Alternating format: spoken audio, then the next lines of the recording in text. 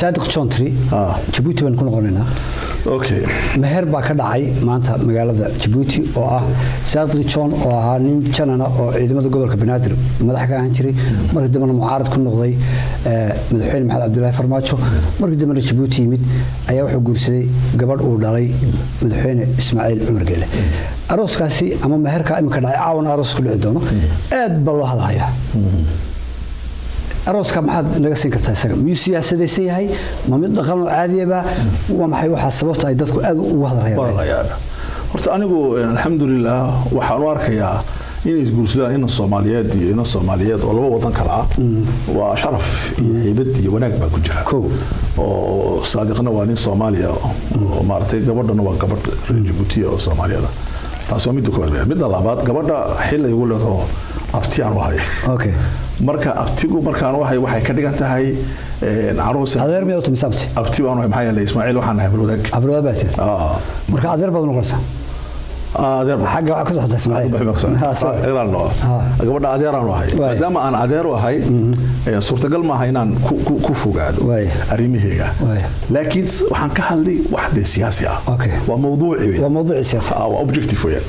arinta koowaad waxa weeyaan gabadha horta ma la furayo وايه سؤال هليس من هو راقبي وزيره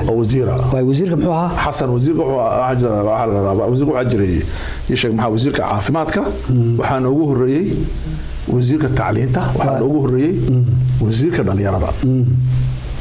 ya jaamac waay saddex uu soo maray wasiirka dhalinyaradu ahaa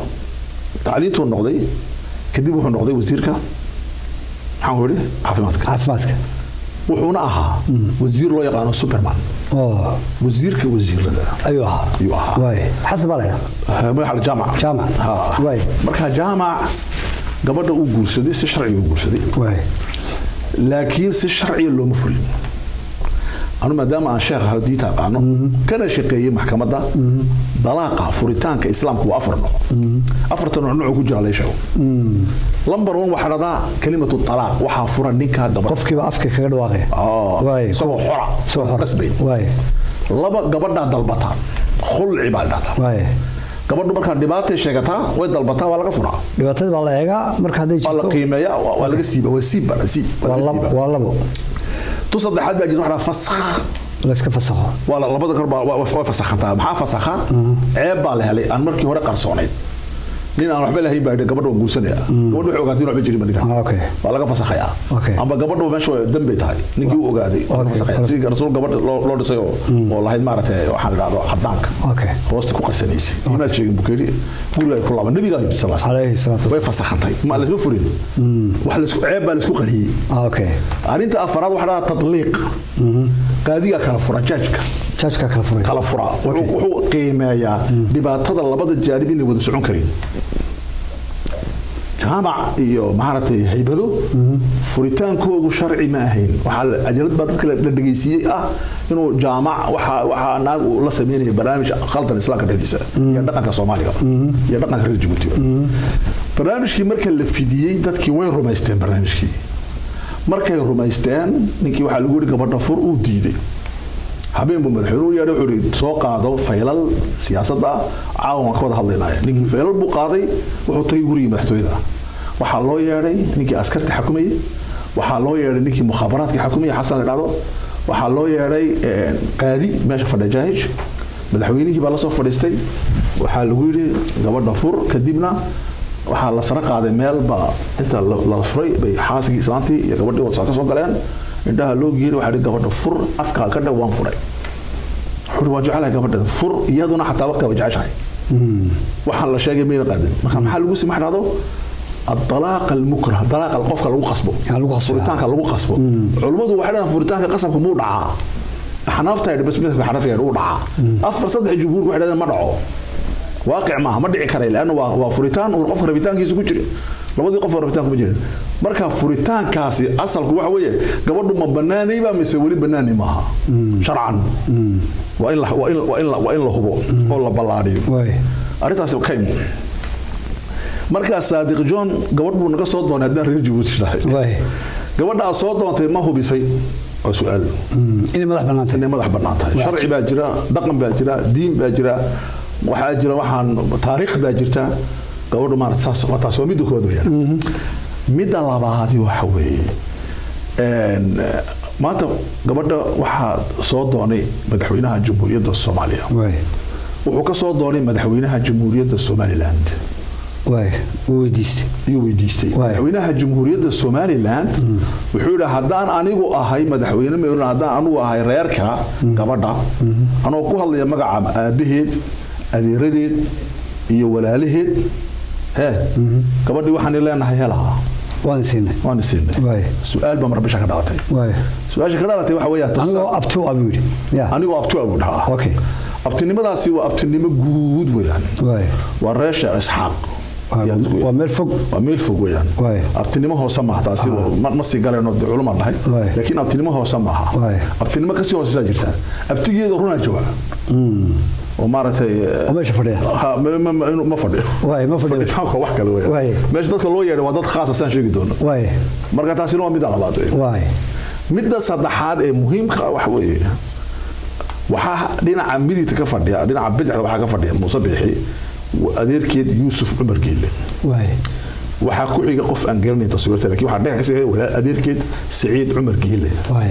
dhinaca saddexaad Caynaashe Ismaaciil Umar Geele fadhiya way dhinaca kale waxa fadhiya Nagiib ay hooyo walaal uur hooyo ay yihiin ayaa fadhiya taswiirta waxa ka maqan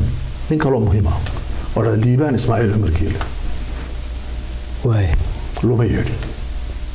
waa gabadha walaalkeed arooskii horena waa albaabka laga cishay kana loo yeedhi meesha Muuse Biixi diyaar laga soo bixiyay la soo qaaday Liibaan ma ka maqan oo gabadha la dhashay Liibaan moodu ku jooga marka ma jooga magaalada waa jooga Djibouti laakiin qadiyada soo diiday baa laga yaabaa ambas reerka raali ka hay ma dhalin xaaska madaxweynaha amniga uu qabo ninka ma dhalin gabadh kale u dhashay gabadh hore u dhashay yaa hore warbuga dhada hore ugu dhashay marka isaga marka reerka kamid ma aha marka ma joogo reerku wuxuu leeyahay nin aabaha reerkan geel la betel nin aabaa wali waa ninka shirkadda korontada xukuma jaamac ali geel la dhada ma joogo isaguna ma joogo ajiib aslan ahaan taswiirta kama arkin horta ma joogo ninka la dhahdo xasan saciid oo mukhaabaraadka xukuma meesha kama muuqdo isagana lama keenin sawirka markaad u fiirsatid sawirada dadku nala arkayaan waxaad arkaysaa ninka la yiraahdo Yuusuf oo madaxweynaha walaalkii Saacad waxaan jeedaa Saciid inay aragmayna yaaban yihiin yaa baahista meesha masraxiyada ka dhacaysa iyo ruwaayada ka dhacaysa ee gabadhoodii lagu dul sameynayo waxay tahay bay fahmi kari laayeen arintaas waa arinta afraad waxa weeye guurka maxaa keenay guurkan wuxuu san ku hayaa jaadka ka hadlay qaadki sharikad weyn baa la sameeyay oo qaadka Kenya ka shaqeysa sharikadaasi waxa kamid ah dadka sahla John ba kamid ah gabadhan uu John guursaday waxa loo dhiibay sharikada bixisa dadku marka ay shaqada hawlgab noqdaan lacagtooda ayaa maamula gabadhan nolosha dadka retail group way oo milyaar lacag maamusha lacagtaasi imika waxa dadkii shaqada retail group waxa shaqada shaqada ilaa 2024 la xawlo ma hayo meesha way ku dhaay waxa sida guuriyeen waa Saadiq iyo gabadha marka waxa guurku waa guur manfaci ah ma siyaasi sadku macnayaan guurku waa guur dhaqaale aqalka madaxweynaha waa meel lagu sameeyo dhaqaale wayaan ninka dhaqaale sa loo sameeyo yaqaan way soo jiitaan way heshiyaan dad baa yiri madaxweyne waxa guriga looga dhisay Djibouti Saadiq John ma gabadhan waxay leeyihiin afarta uu madaxweynuhu dhalay iyo laba guri oo kale ayaa ka dhisan guriga madaxweynaha ee gaarka hortiisa ka dhisan oo la xiray guriga weyn baa la soo degay oo laga saaray jaamac wasiirka hore laga saaray markaas Saadiq waxa weeyaan waxa kale oo ina ku darnaa Saadiq waxa magacaabay madaxweynihii hore Farmaajo wuxuu magacaabay inuu cilaaqaadka askariga ee booliska Djibouti iyo Soomaaliya ka shaqeeyo Saadiq markaa wuxuu samaystay uu ka wareegay booliska wuxuu xiriir la yeeshay ilaalada madaxtooyada Jamhuuriga markaa Saadiq wuxuu noqday nin Djibouti ay tajniidisay ay shaqaysiisay oo Soomaaliya ka shaqeynay wadakii furfuray dawladii farmaajo arrin kale oo muhiim ah maalintii ugu dambeysay qodobada markuu wuxuu aqrinay wuxuu yiri madaxweyne Xasanow waxaad riday buur weyn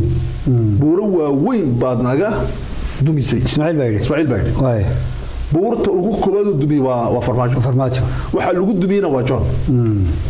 iyo lacag Djibouti taala okay oo maartay dad ay ka shaqeeyaan dawladda cilaaqada leh oo tujaara waxaas oo dhan baa la qaaday waxa lagu furay waxa lagu dumiyay farmaajo marka farxadda weyn ee Ismaaciil ka muuqatay maxay ahayd iyo dhalinyaro badan oo qaarkood iri tashay xukumaan ka muuqatay maxay ahayd shaqada oo Xasan uu qabtay bay leeyihiin حسن شقيسة قبصة كرسي سوق قبصة ساس يكون أركيان. أوكي بومبونتا إيو ورباهنتا إيو قيلدانتا إيو سواحن كفرها بدون له محا أي تايم شديد. تذكرنا اللي قبل وارك الجورسين شري إنك صوت الجور كحبك خدنا بقى. دقنا حوالك الجورسين شري. لكن محا بوغ أنت على جزء عمد أنت على محا يته. وحاجة واحد هذا nin la yiraahdo jaamac oo wasiiraha oo gabadha qabay oo xoolo badan u urursaday oo dadka la leeyahay madaxweyne doonayaan oo kale hoosta laga yiraahdo ayaa lagu dilayaa waa dagaal siyaasadeed waxa qalbigiisa la dilay in waxa suuqa soo galay ninkii wadnaha xanuunay dhaqtar dhigeeyo basbaga laga qaaday ma bixi karo marka ninkaas waa dagaal waxa dhahdaa dagaalka ciyaal suuqa xaaska wada dagaal dumareed weey marka waxa lagu hayaa ninkaas weerarka lagu hayaa oo loo weyneenaya oo khatar laga dhigayaa oo wax weyn laga dhigay waana runade gabadh madaxweyne arooska uu muuqanaya marka laga sheekay waaye ana soo gabagabeynay su'aasha waxaan rabaa inaad 1 minute qiyaastii aan ku weydiiyo xiriirka Shiinaha oo imika soo galay Saudi Arabia waan hore u dhicin bal yiri taabo horta akhi Shiinuhu waa dawlad weyn sadogtay Mareykanku ma dhawta Pentagon wuxuu soo saaray Shiinuhu waa awoodda ugu adag ee dagaalka inagu soo socda mustaqbalka Shiinuhu marka awal wuxuu ku beerisanay qaaradda Afrika wuxuu yiri meesha oo Mareykanku ka daaqay aad waa khaliijkii shalay wuxuu la shiray boqorka Sacuudiga iyo dawladda Sacuudiga madaxweynaha Shiinaha maanta wuxuu la shirayaa wadanadii khaliijka iyo wadanadii carabta oo 16 boqor madaxweyne marayaan arintaasi waxay sameynaysaa wax weeyaan waxa uu yimid Shiinahu aqalkii oo ku lahaa dawladda Mareykanku bariga dhexe China yimiday ay albaaq soo garahay qaaradda Afrikana hore uga la baxay reer galbeed imika marka wuxuu ku bedelay madaxweyne Biden inuu u yeero Afrika oo Washington isku yimaadeen oo lala hadlo oo loo sheego duruus badan loo aqoon dadka Afrika hogaamiyaasha waxa la diyaariyay aqoon-yahano badan oo aniga wax la soo xiriiray waxa la leeyahay kaalay la hadla madaxweynaha Afrika u sheega waxaad ka rabtaan aqoonyahan ka soo baxay Afrika sanad uu sicilo loo maamulay adduunka si kale loo maamulay laga leeyahay marka waxa yaab kale waxa weeyaan waa dhaqaalihii adduunka ugu weynaa iyo dhaqaalihii carabta ugu weynaa amba dunida batroolka soo saarta shidaalka ugu weynaa iyo maanta wada shiraya waxa la leeyahay boqolkiiba 20 dawladda Sacuudiga waxay tahay maalgelinta ka socota Shiinaha dhexdeeda Shiinuhuna wuxuu doonayaa inuu keeno 15 shirkadood oo kuwa waaweyn ah waliba kuwa dhisan dekedaha iyo bararka iyo soo wada Shiinuhu wuxuu kaloo soo wada soo saarka batrool Aramco Mareykan iyo wax la aha qayb u qaadanaya ajib taana uu soo wada laakiin madaxweyne Biden afayeenkiisu wuxuu yiri Sacuudigu waa muhiim China nagalama bixi karo marka dagaalkii weynaa ayaa halka ka bilaabay waa hagaag aad iyo aad baad mas'uulta Sheekh Cabdiraxmaan Bashiir shukran barakallahu